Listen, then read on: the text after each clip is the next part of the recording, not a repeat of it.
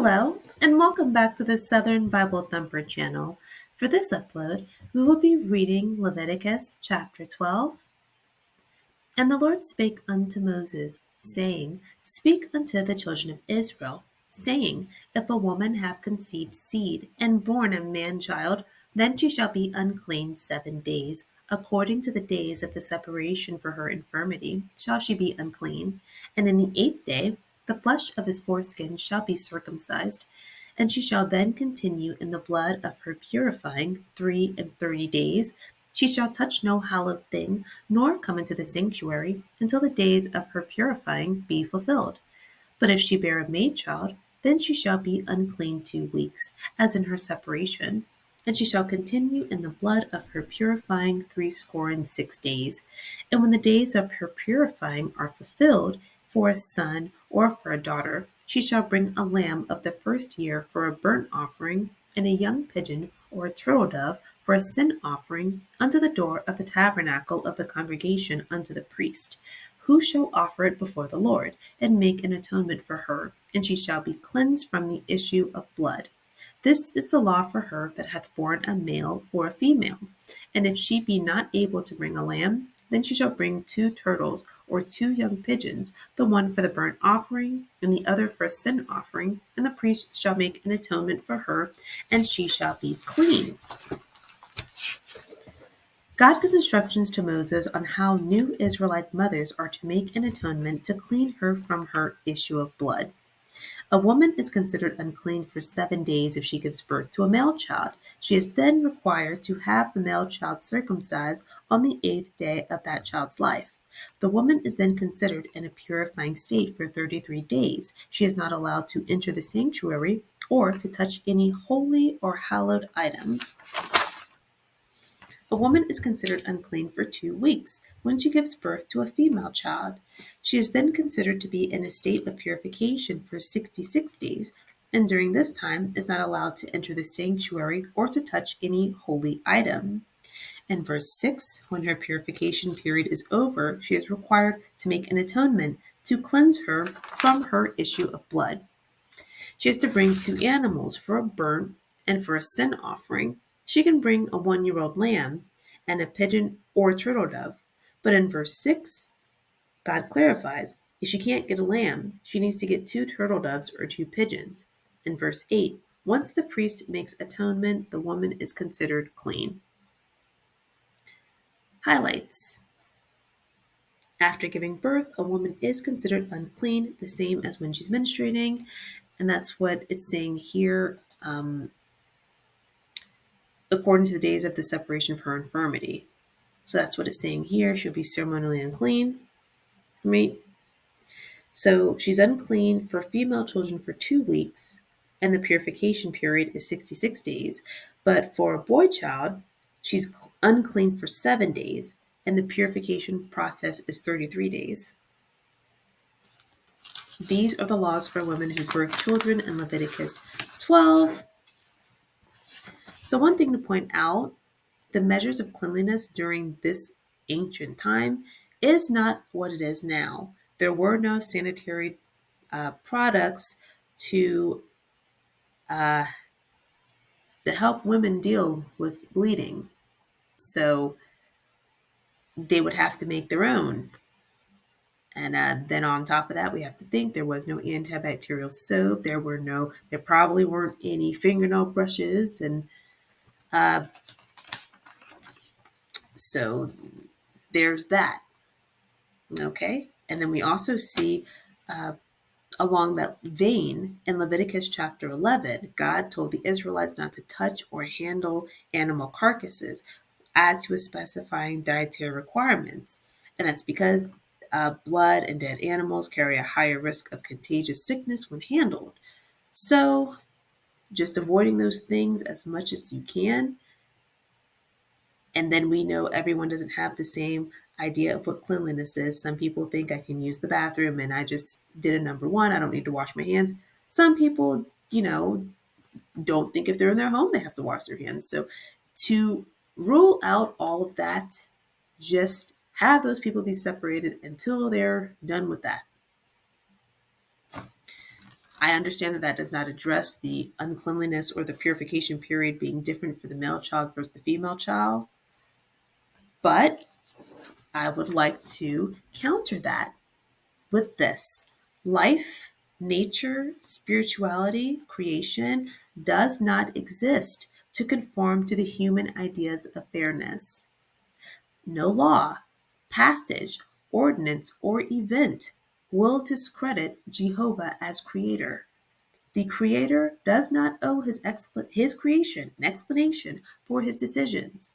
The creator doesn't owe his creation an explanation. This is the same thing as when we see parents.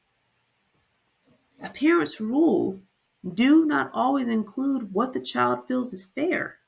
The parents just require compliance.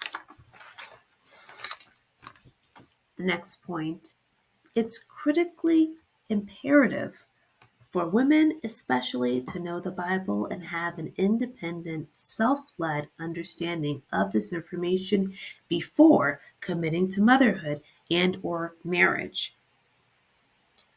The story of Adam and Eve is normally taught, interpreted, and regurgitated through a male-centered point of view to repetitively encourage and influence women into accepting marriage and motherhood as the pinnacle of womanhood. And the reason why I'm going to be examining Adam and Eve now is because now we're talking about womanhood. And a woman has to make a sin offering for having a child. And she's considered unclean. The man isn't, and we understand the man doesn't bleed, so maybe that's why he's not considered unclean, but the man doesn't have to make an offering.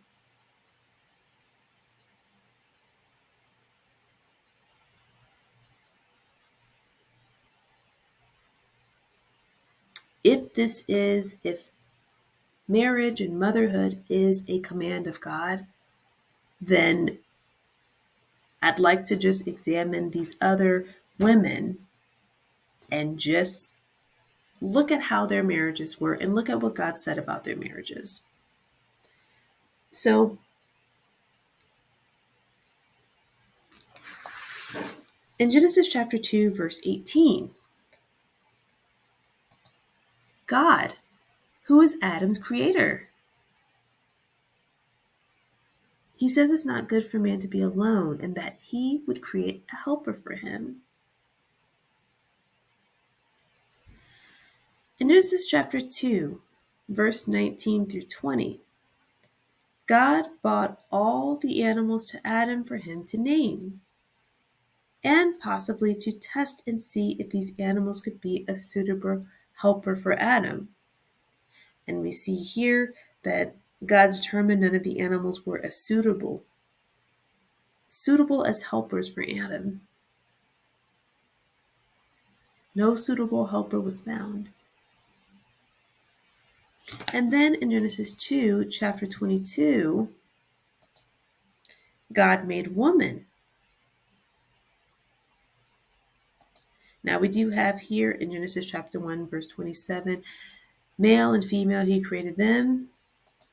But here in Genesis chapter 2, verse 22, Eve was created by God as a solution to Adam's problem. And then once God created woman, who was Adam's solution, God bought Eve, or she doesn't have a name yet, God bought the woman. God bought Adam's solution to Adam after he created her.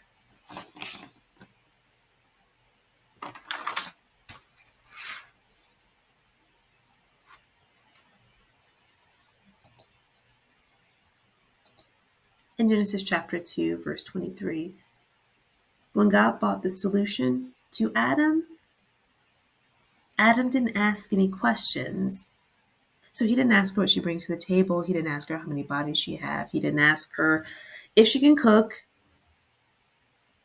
Adam said, "This at last is bone of my bone, flesh of my flesh." He immediately accepted her.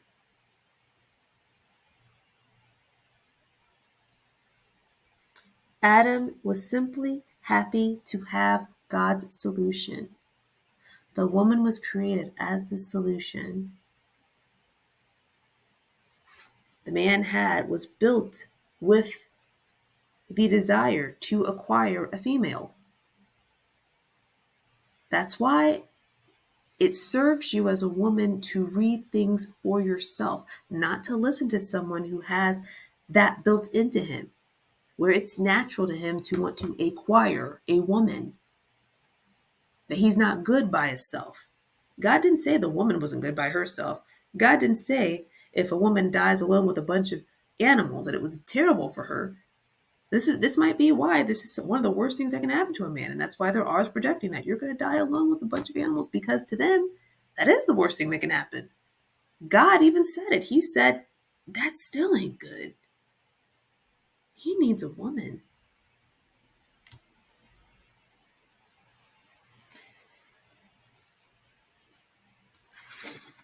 When we look at Genesis chapter 3, verse 16, my goodness, what happened?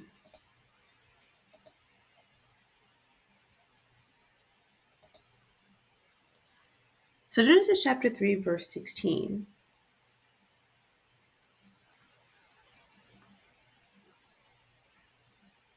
In Genesis chapter 2, verse 18, Eve was created as a helper, a helpmeet. This was because Adam was not good alone, so Eve was created to be his solution.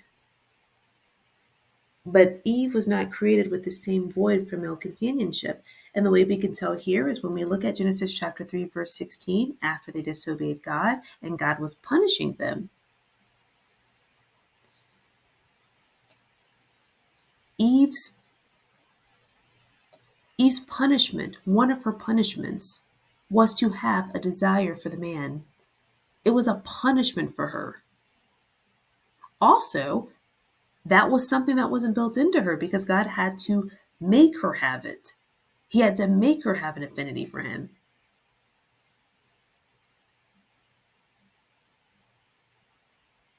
It says here, I will greatly multiply your sorrow and your conception.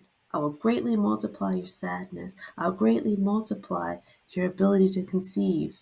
I will greatly multiply it. And in sadness, you'll bring forth children. In agony, you'll bring forth children. And you're going to desire the man.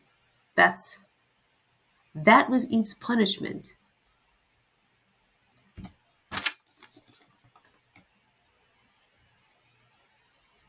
Pregnancy is a natural option for women, but it is not a specific command to become a wife or a mother. In Genesis chapter 1, verse 28, so I did have the interlinear Bible up here because I wanted to confirm that in the Hebrew it says to the woman, I will greatly multiply your sorrow and your conception, and it's a conjunction linking two nouns or ideas. So and means your sorrow, comma, and your ability to produce. I will multiply your fertility. That was a punishment for her. Genesis chapter 1, verse 28. Because now we're just examining we're examining Adam and Eve, we're examining why women were created and what the command for Eve was. Because if childbirth and wife marriage, that was not a command for her, what was the command that God gave? And God gave this command in Genesis chapter 1, verse 28, be fruitful and multiply and fill the earth and subdue it and have dominion over the fish of the sea and over the birds of the heavens and over every living thing that moves on earth. So fruitful is an adjective and it means yielding or producing fruit. Conductive or conducive, not conductive, oh my goodness, conducive to an abundant yield. Abundantly productive, right? To increase in number, especially greatly, to augment, to find the product of, to use as a multiplicand, to become greater in number, to spread, to breed, to perform multiplication. So even though this does imply and encompass, reproduction, this is not specific. It's not specific enough to where it's saying a command. See, I'm going to give an example of the command.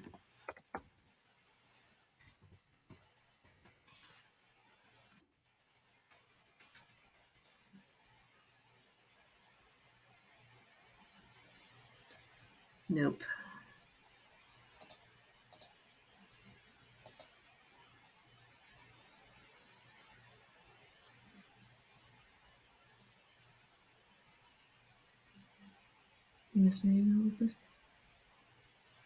This one. Leviticus chapter 10, verse 9. God is talking to Moses and he's giving him more commands because he wants to make, this is after Aaron's sons were burning the incense unauthorized and they were incinerated. So God is saying, hey, I'm going to give you some more things to make the difference between things that are holy and things that are unholy. And God says specifically, every translation of the Bible, do not drink wine or any alcoholic drink before going into church, into the tabernacle. If you do, you'll die. That's really clear. That's not be fruitful and multiply because, and the reason why I'm addressing this is because if in Leviticus chapter 12, we're looking at a woman having to make an atonement or having to make a sin offering because of her pregnancy, and not a fellowship offering, not a meat or grain offering, but a sin offering, I just want to examine some of these other uh, information that we have here on women in the Bible, right? Sarah and Abraham. Genesis chapter 12, verse 5 through 8. Abram, Sarai, and Lot traveled to a land with their sustenance and souls. So to have souls usually refers to servants or workers. So they had to be middle class at least, because if you're poor, then you're going to be the servant, right? Once they left their home in chapter 12, they went to a different location that could accommodate all three of them and all of their possessions, right? Genesis chapter 12, verse 14 through 16. They went to Egypt, and the Egyptians saw that Sarah was fair. Pharaoh gave gifts to Abraham because of Sarah. And then in Genesis chapter 12, verse 17, the Lord plagued Sarah's house specifically for Sarah, who in chapter 11, verse 30, Genesis chapter 11, verse 30, was described as barren. So God gave Sarah beauty and enough beauty to attain gifts and wealth from a king who had access to all the women of the territory, but he didn't give her a child. And he troubled a king on her behalf. So he was that personally involved with Sarah's affairs to give her beauty and to guide her into getting wealthy, securing wealth for herself and for her family. But he didn't give her a child though. So I'm just pointing that out. Genesis chapter 13, 1 through 8. Abraham, Sarai, and Lot. And the reason why I'm saying Sarai and Abram is because during this time, that was before they got their name changes to Abraham and Sarah. I might use them interchangeably. But Genesis chapter 13, verse 1 through 8, Abraham, Sarai, and Lot were wealthy after they returned to the location that they originally went to before they went to Egypt in Genesis chapter 12, verse 5 through 8. And this same land that they went to when they first left their hometown could not accommodate all three of them. So Genesis chapter 20, verse 14 through 16. A second king gifted Abraham on behalf of Sarah.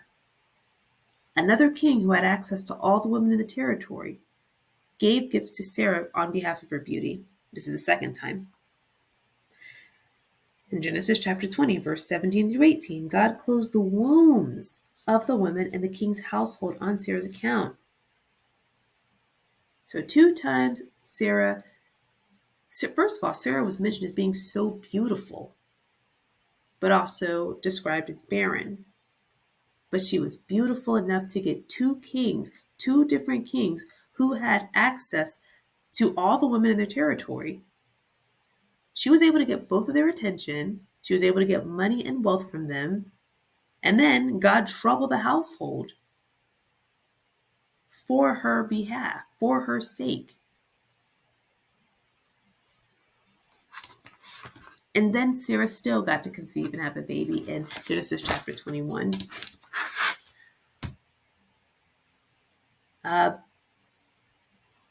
And we're just now going to look at Abraham's second wife. Her name was Keturah. You might not have even heard of her before, because before I started reading this, I never even heard of this woman, Keturah. She's Abraham's second wife. First thing you need to notice, she's only mentioned in the Bible twice. In Genesis chapter 25, verse 1 and verse 4, and that is it. Now, maybe she'll be mentioned in the future, but that was it for her. She's mentioned twice. And the reason why I'm pointing at this is because she had 6 children for Abraham. Up until this point, until Sarah died, over and over again, God kept saying he's going to make Abraham a father of many sons. Abraham and Sarah are both, in this, sort of a sadness there that they don't have any children, they don't have an heir. And then they only got Isaac. And then this woman has 6 children for him, is only mentioned twice, is not mentioned as beautiful. She's certainly not beautiful enough to get money from no king. She's not beautiful, and she had 6 children with him. Then it says in Genesis chapter 25, verse 5, that Abraham gave all that he had to Isaac, his son from Sarah. And it makes sense because she was the originator of the wealth. So it makes sense that you would give her son the wealth, right? Genesis chapter 25, verse 6, Abraham gave gifts to the sons of his concubines and then sent them away from Isaac, his son with Sarah. Genesis chapter 21, verse 14, this is the situation where Sarah gave her maid to Abraham to impregnate because she wasn't getting pregnant. And so out of fear, she gave him her maid. He impregnated her. Ishmael, his first son, came out of that union. And in Genesis chapter 21, after Isaac was born, Ishmael started bullying him or mocking him or making him uncomfortable. And then, Sarah told Abraham she wanted Hagar, and the son sent away. Abraham sent Hagar away with bread and 1 bottle of water for 2 people. And she had a baby for him. A man who kept, I wouldn't say complaining, but just kept asking God about, when am I going to get a child? When am I going to get a child? He get a child, and that's what you send him away with. But I guess it makes sense because it was Sarah's wealth. So to not disrespect her, Hagar wasn't mentioned as being beautiful either. Leviticus chapter 12. Just illustrating the dynamics of motherhood as an endless sacrifice. It's a choice that a person should be sure of before they make. So we're just looking at other women, how motherhood and womanhood worked out for them, and how their lives were affected. We look at Sarah versus Eve versus Keturah. Sarah seems to have been able to get it all because she was beautiful, she was able to secure wealth, and then she was still able to have a child.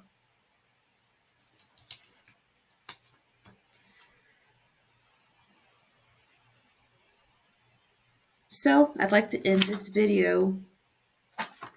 Well, I'm ending this video. The woman in Leviticus chapter 12 has to make a sin offering, not a peace offering. And Eve's punishment in Genesis chapter 3, verse 16 was increased sorrow and increased chance of conception.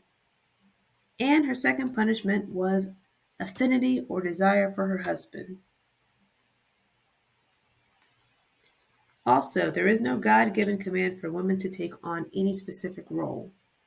Now, we believe that the framework was Adam and Eve, and it was supposed to be man and woman.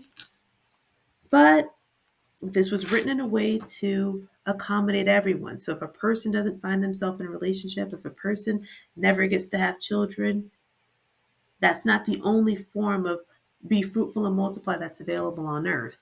And we can see that from Sarah. Also, we can see how women that go ahead and have, a lot of children, how often they're really not respected. I could have put Jacob and his two wives and how he felt about Leah. And she had all those children for him. Motherhood is often taken for granted in this society, which is why, as a woman, you should read this Bible first, ask God first, be very, very sure. Because it's an endless sacrifice. That's basically what this 12 is saying. She's going to have to carry the child for nearly 10 months, birth the child, then she has to make sure she can have the animals to make a sacrifice so she can be clean. Women are socialized to romanticize marriage and motherhood. That's why they're given baby dolls, easy bake oven. Well, I grew up in the 90s, so baby dolls, easy bake oven, a kitchen set, Barbies. And once you started getting old enough for Barbies, then they come with the Disney movies and Beauty and the Beast and Sleeping Beauty. And my favorite was Cinderella. But all of these were romanticizing men, romanticizing a Prince Charming, romanticizing relationships, and telling us that at a young age, men are going to be great. Men aren't socialized that way, though. They're given Dragon Ball Z, not even thinking about a woman. Understand as a woman that there is a concentrated effort to keep this dynamic going because without it, women may decide to opt out of marriage and motherhood. And then what will happen to our working force and our consumer population? The thing is, there's a new movement now called the decentering men, right? But because they're not coming to this conclusion from the Bible or biblical information, it's like, I just wonder, it's still pretty new, but I just wonder if women or we're going to see people start going a worse way or become more immoral because we're not seeking out God for guidance. But I would rather read through the Bible before I join any other type of movement. So that is Leviticus chapter 12. And it took a lot for me to approach this. I wanted to do as respectful of a job as I can because I honestly do honor God. I respect this text. And I know for a fact that God is real. I know for a fact that Jesus Christ is real. I know that he's been with me in several instances. That's why my faith can't be shaken. One person treating me mean at church or a stank attitude, that's not enough for me to stop seeking God and to not be committed. So thank you so much for watching this video. And the next upload will be Leviticus chapter 13. Have a good day.